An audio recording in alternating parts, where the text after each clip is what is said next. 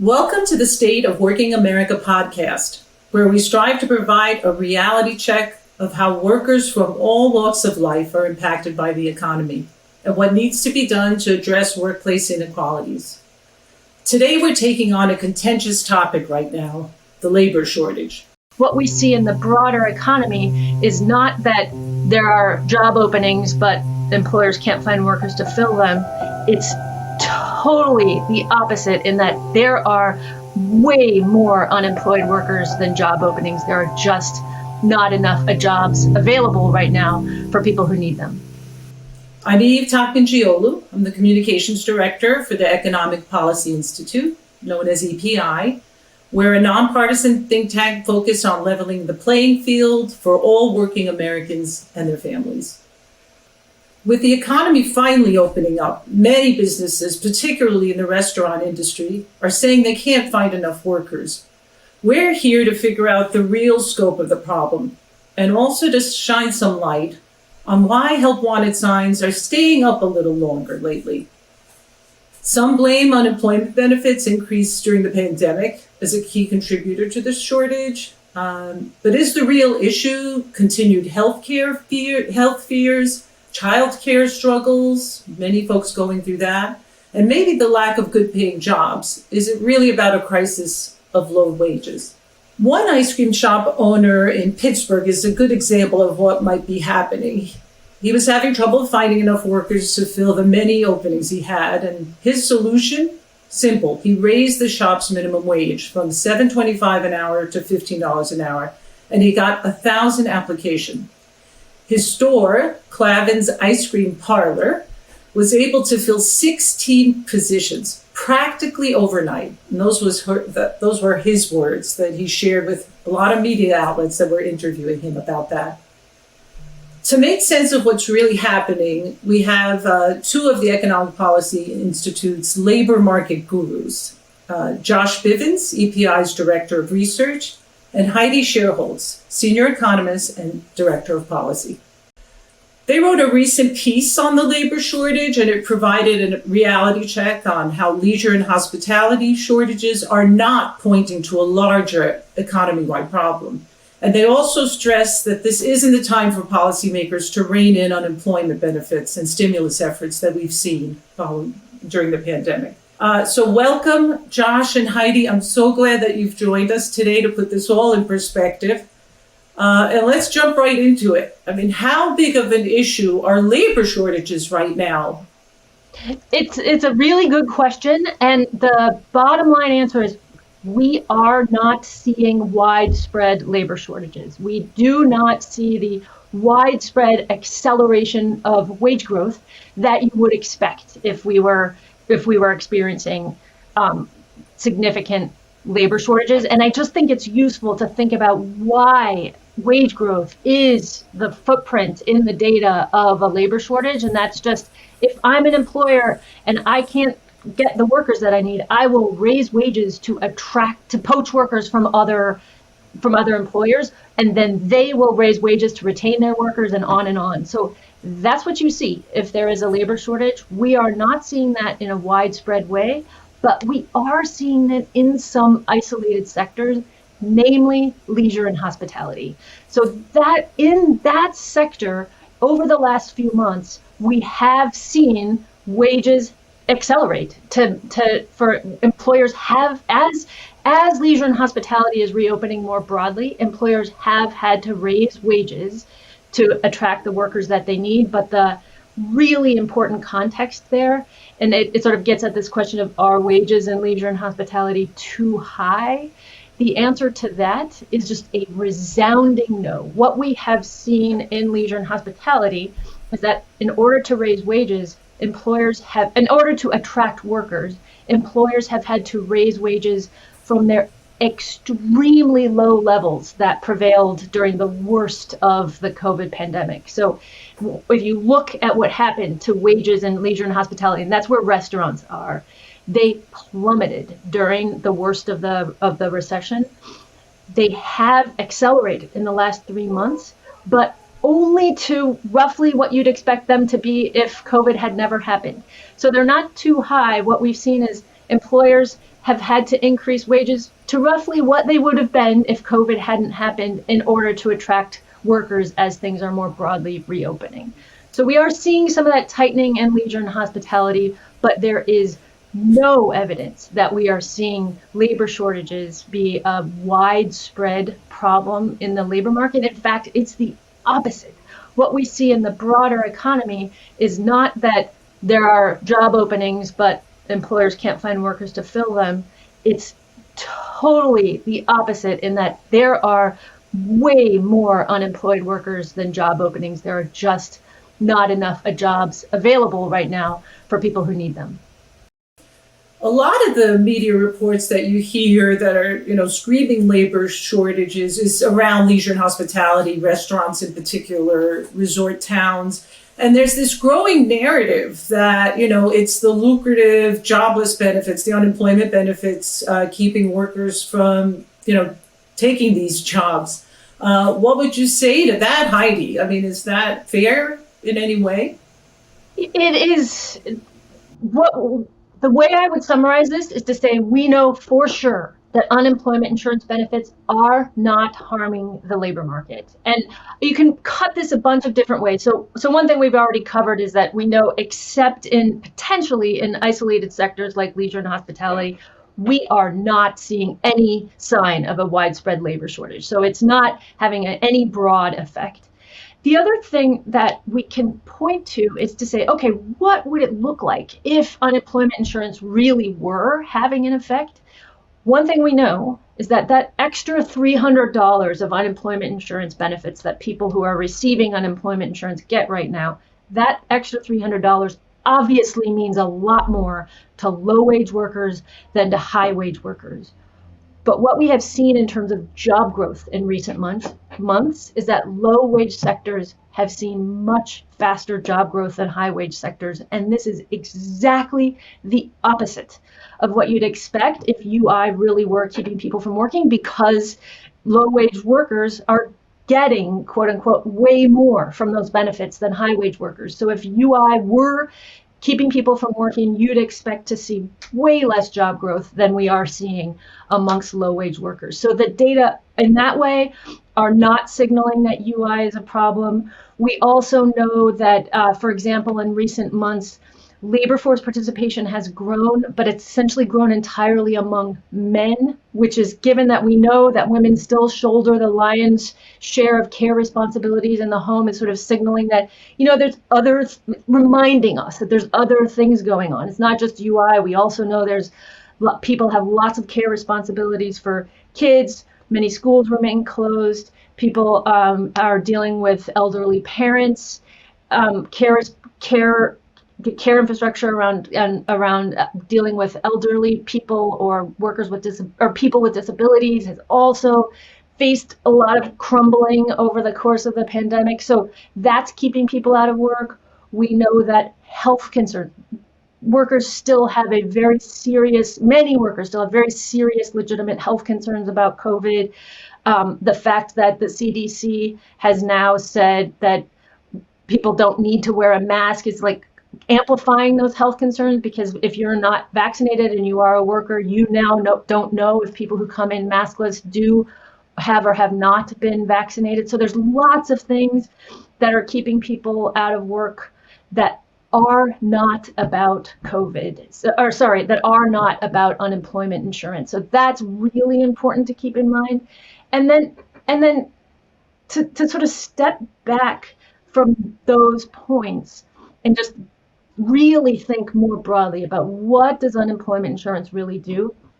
I think it is worth noting that many leisure and hospitality jobs, jobs in face-to-face services, have become far harder and riskier since COVID happened. And the thing about that is that in a well-functioning labor market would account for that by offering higher wages. But the thing is, we know that the low-wage labor market is not always a well-functioning labor market, and that low-wage employers typically have a lot of power to suppress wages. And so here's where, if UI is coming in, is playing some role, however minor, and making it so workers aren't so desperate that they have to take any job they can get, even at very suppressed wages. That is what economists would call efficiency enhancing. The UI benefits in that regard are actually making the labor market run better. So sort of all of those different dimensions, the unemployment insurance it's getting benefits to people who either can't work or can't find work right now, getting, stimulating the economy by making sure those people's their spending is maintained, and is actually helping the labor market run a little bit more efficiently right now. So it's not damaging the labor market. In fact, it's totally the opposite.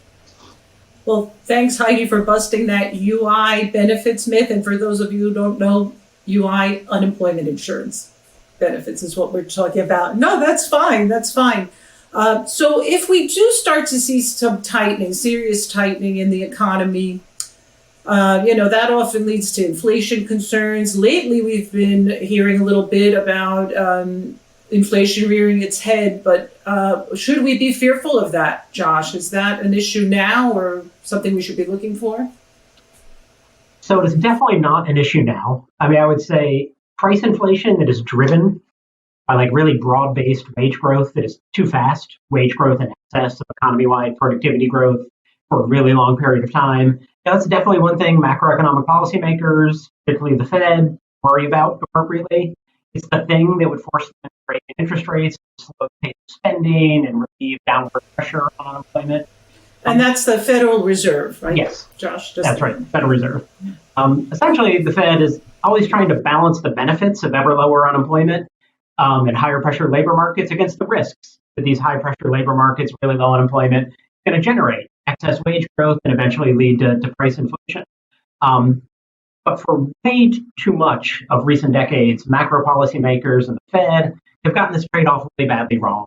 They've either engineered or tolerated unemployment rates really far in excess of what's needed to keep inflation tame. So in coming years, what we need to see is a lot of forbearance from the Federal Reserve, switching from a regime where they basically say, we're going to stop on inflation before it even happens. We're going to get ahead of the curve and raise rates before inflation is even in the data. Instead, thinking about this in terms of we're going to take on some risk. We're going to tolerate some periods where prices of wages are actually growing kind of fast because we think that'll be transitory. We think the benefits of the really low unemployment and the better bargaining power will be large for workers. And I think that's the regime they're taking steps toward, to their huge credit, under Ben Bernanke and then Janet Yellen and now Jerome Powell. There's just been an increasing willingness of the Fed to realize that they have probably let unemployment be too high for too long, and they're actually going to take on a little bit of risk time because it's been decades since we've seen a problematic period of inflation. So I think that sort of change in how they approach things is super welcome. Right. And, looking at what's actually happening when you look at the data is so important. But, given these reports lately about shortages and, the hype that's going on for inflation, some states have already started to pull back on unemployment benefits. There are calls to pull back on stimulus proposals and plans on the federal level, including the American Families Plan, the American Jobs Plan. Why would that be a mistake right now, Heidi? That would be a huge mistake. So it is terrible economics. I'll focus on the fact that we have, I think, as the latest count is 23 states who said they are going to turn down the pandemic unemployment insurance benefits. So those are the insurance benefits that the Congress stood up just to address joblessness in this pandemic. So they include the pandemic unemployment insurance, which expand unemployment insurance benefits, eligibility for unemployment insurance to people who fall through the cracks of our regular unemployment insurance system, like gig workers.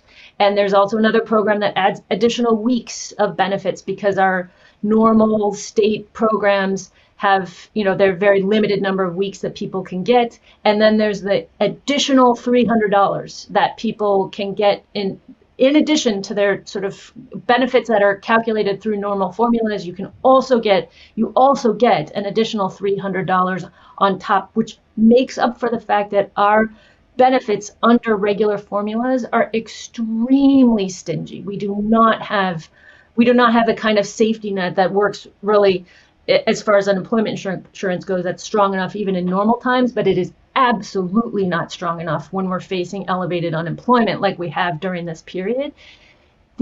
One of the things about all those extra programs is that they're fully funded by the federal government. States are not funding those programs. The idea that a state would turn down that money, they would say, we just don't want that, when we know that those benefits are helping people who can't find work or can't work right now because of the pandemic. And so it's not just, making sure those folks don't drop into poverty, that they don't see their living standards really plummet because of the lack of available jobs right now. It is also helping sustain state economies, because that money, that federal money coming in, that people who are getting those benefits can then spend in their state, is a big stimulus to those states. So the idea that state governors would say, we don't want that money right now, we don't want those benefits, we prefer to have our folks see their benefits cut off, even if they're unable to find jobs, thus pulling spending out of the economy. It's terrible economics. It really is a lose, lose, lose, lose. It's just extraordinarily bad decision on the part of these governors. And it seems like, governors are worried about, an impending crisis, whether it's inflation or, creating a labor shortage that's untenable. But are we really talking about a crisis of low wages when it comes down to it, Josh? Just to circle back to the other issue just really quickly, I think one thing that's really important is that people were talking about the restaurant sector as like the alleged labor shortage happening in the economy. We need to be really clear. It's not a labor shortage that is impinging on job growth at all. Like, yes, wages rose fast, but so did employment. It was by far the best performing sector in terms of job growth in the month of April. Like, if the rest of the economy had performed as well as the restaurant sector in April, like relative to their sizes, we would have gained like 850,000 jobs in that month. So it's one thing to worry about a labor shortage, but when it's a labor shortage that is not stopping employment growth at all, that just means you're worried about high wages. And that just means you're deciding to weigh in on the side of restaurant owners against their. That is what they're doing, because the labor shortage isn't stopping job growth. All it is forcing wages up. I see fast job and fast wage growth, and I think that just sounds great. But is that a crisis? Why do we want to stop that? So I think that's one way to look at what the governors are doing. It's doing, what conservative policymakers have done for far too long, which is, they do what employers want them to do to keep wages low. And anything that might be providing any bulwark to workers' leverage, they're going to try to take out. And you mentioned like the lack of bargaining power for workers, but then that goes back to that has created, again, a crisis of low wages. Yeah, the way I would think about this is I think we have a long-run crisis of low wages in this country that was with us well before the COVID shock. I'm not positive how much it intersects right now with like the current economic situation, because at the moment there's no real crisis. Like I said, job growth is doing really well in the low wage sectors, and wages are starting to rise. I would say, basically, I don't think the restaurant sector is either in crisis. It's just having fast wage growth and fast employment growth. That sounds great to me, and it's not really indicative of the broader economy. And honestly, to be super blunt, I think many restaurant jobs were really bad before COVID, and yet they were able to staff up because American workers have been so disempowered. I don't think a ton has changed, except the jobs have gotten a bit worse for all the ways that Heidi mentioned before, safety concerns. So my sense, I don't think these past couple months are going to be indicative of what happens in the future in terms of workers able to demand much higher wages, unless we really do a lot more on the policy front. Both locking in sort of a rapid macroeconomic growth the way we're trying to do, but then doing a bunch of other really fundamental policy changes, whether it's the $15 minimum wage or labor law reform. And a microcosm of what you're talking about when it comes to rising wages and more opportunities is that ice cream shop in Pittsburgh, right? They hired 16 people, they raised the wage to $15, and things are working out. So when we look ahead and, these folks looking for jobs right now that are thinking, wages are going up. What can workers expect then in the next few months? I mean, is this a time to be bargaining with employers? or, you're going to hit that same wall as it depended on the employer, of course. But Heidi, what are your thoughts on what we might be seeing in the next few months, maybe in the next year? I am rarely an optimist, or I have had little reason to be a super optimist when it comes to the labor market in much of my career. But I am super optimistic right now that we will see really strong wage growth in coming months. I think with the distribution of the vaccine, with the economy really reopening more broadly now, I feel, and the fact that the Biden administration and Congress passed that Relief and Recovery Act, which meant that we've sustained the incomes of people so that as the economy reopens, they're going to be able to spend more money. As we've filled in gaps that state and local governments saw revenue shortfalls during the recession, and Congress stepped in with state and local aid to make sure they don't become a huge drag on the economy. So I feel really good, and this is all barring a vaccine-resistant strain of the virus that could set us back to square one. If we don't have that, I really feel good about employment growth going forward. Then there's this question of what's going to happen with wages, and I would quickly circle back to what Josh said. I think there's been conversations right now. Are we seeing a big realignment of work? I don't see it unless we have this big policy push, unless we do see, we know that policy has played a really crucial role in creating an economy that over the last 4 decades, where most of the growth goes to just a thin slice of people at the top, where working people, where low and middle income workers don't see by any stretch their fair share of the gains. That's going to take a big organizing and policy push to reverse that. So just like what Josh said, things like we need to implement policies that will reverse the long run decline in unionization. We need to raise up minimum wages and other labor standards. We need to make sure the Federal Reserve keeps doing what they have been doing recently in making sure the unemployment rate is as low as possible. So those kinds of things are the sort of the crucial things going forward to make sure that our economy, that the recovery is not just about getting jobs back, but it's also an equitable recovery where we see wage growth continue, or where the growth that we see in the recovery isn't just captured by the people at the top, but also is shared by regular working people. So it's something, too, for workers to be pushing their policymakers to do as well. Josh, is there anything that you really hope policymakers do focus on, something maybe that workers can inspire their legislators to do going ahead? I mean, a whole bunch of things. I would say one, like Heidi said, just stay the course on the macro policy approach. And then I think they should, besides the sort of institutional labor standards and bulwarks that help bargaining power, like a higher minimum wage and labor law reform, they need to focus on the things that make people's economic lives harder. An obvious example is the investments in care work that are part of the American Job Plan. We know one of the things that makes people's economic lives really hard is the need to look after older relatives when they need care. Incredibly expensive and time consuming. That is something a public social insurance program could help enormously. It should stay in the American Jobs Plan. It should be passed. Similar sort of arguments for childcare, and then arguments for green investments. Like, as important as managing the business cycle and keeping unemployment low is unbelievably important. There's still many other things you need to do to make people's economic lives better, and policymakers should get on that as well. That's great. Thank you so much. Anything else, Heidi, you wanted to add? I don't think so. I feel like there's always a million things to talk about, but that sort of felt like a nice complete discussion. Yeah, and it sounded hopeful. So you put some perspective on the hype with hope. So thank you to both of you, Josh and Heidi. Thanks so much. Josh Bivens and Heidi Shierholz joined us from the Economic Policy Institute, where Josh is a director of research. Heidi's a senior economist and director of policy.